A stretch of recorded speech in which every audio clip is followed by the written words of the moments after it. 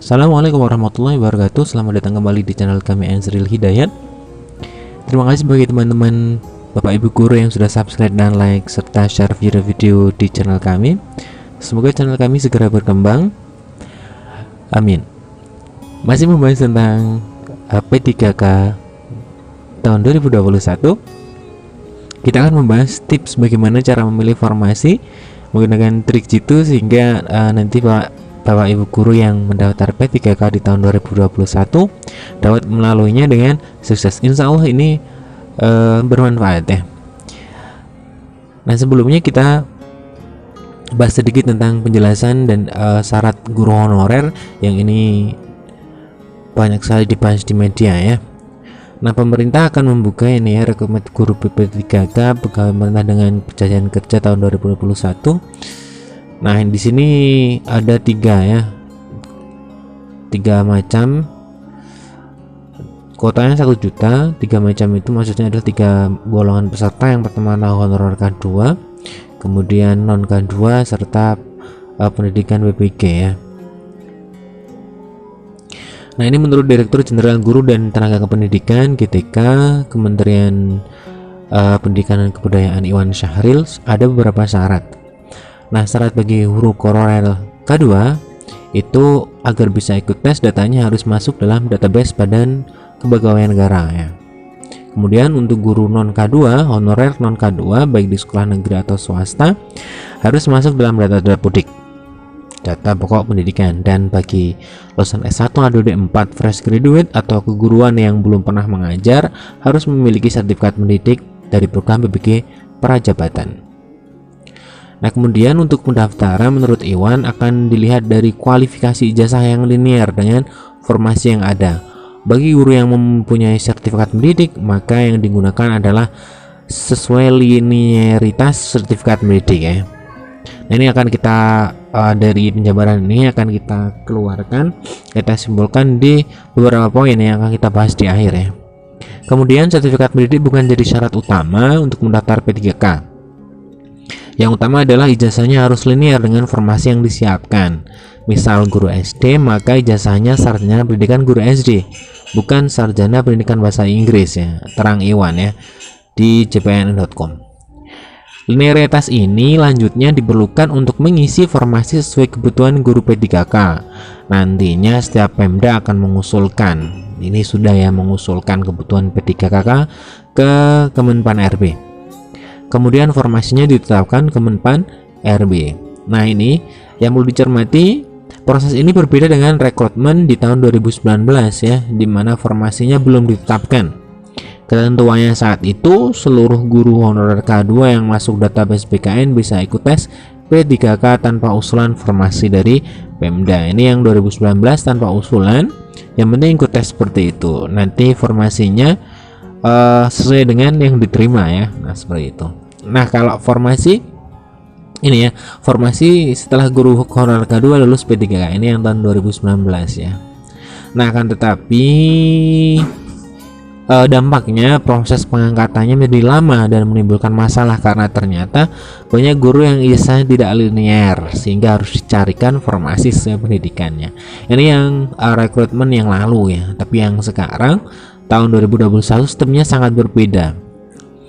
Ini jadi kesempatan besar bagi Pemda untuk mengajukan sebanyak-banyaknya kebutuhan guru P3K tentunya sesuai analisis jabatan dan beban kerja. Tandas Iwan Syahril. Di video saya sebelumnya sudah saya share ya tentang formasi jabatan ya yang sudah diusulkan oleh pemerintah daerah, tapi itu sifatnya sementara, tetapi bisa menjadi data awal ya, acuan untuk pendaftaran ya, formasi mana yang akan menjadi target utama dari Bapak dan Ibu guru. Nah, dari penyebaran ini kita coba tuangkan di tips memilih formasi ya. Nah, yang pertama, bagaimana tips memilih formasi yang tepat sehingga kita dengan mudah insya Allah bisa diterima. Yang pertama adalah kita harus tahu kita masuk di kategori yang mana. Nah, kategorinya menurut Iwan Syahril itu ada 3. Menurut juga surat edaran dari Kementerian Pendidikan ya, dan beberapa surat-surat dari BKN dan lain sebagainya, itu ada 3 macam. Ada guru honorer K2, non K2, kemudian fresh graduate yang memiliki PPK prajabatan. Nah, ini kita masuk mana?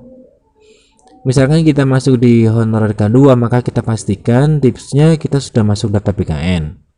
Kalau honorer non K2, maka kita harus sudah masuk di data Dapodik ya, data Dapodik.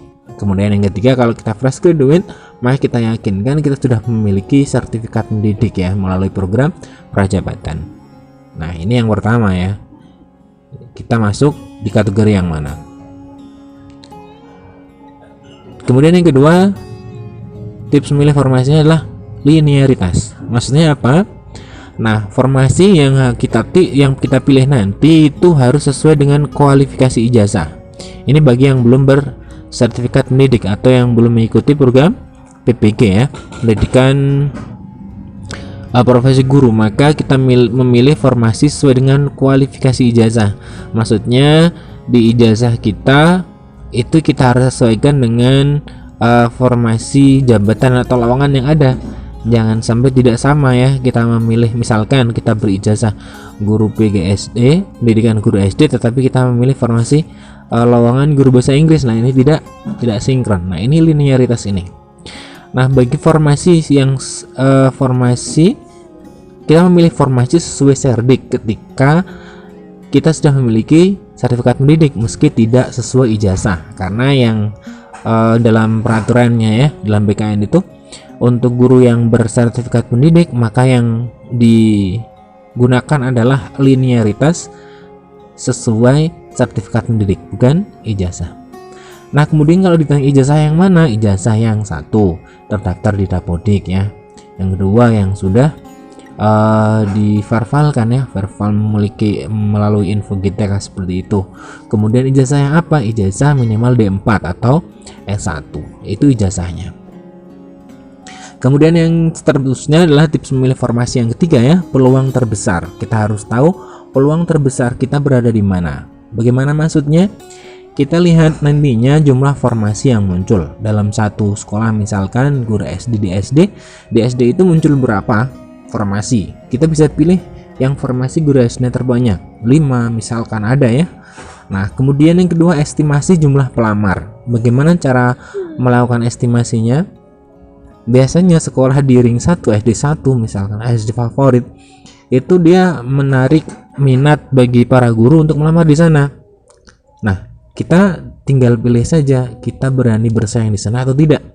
Kalau tidak, maka kita jangan memilih sekolah dengan estimasi jumlah pelamar yang banyak ya, pelamar yang banyak walaupun formasinya sedikit, karena biasanya di SD negeri favorit itu ada gengsi di sana.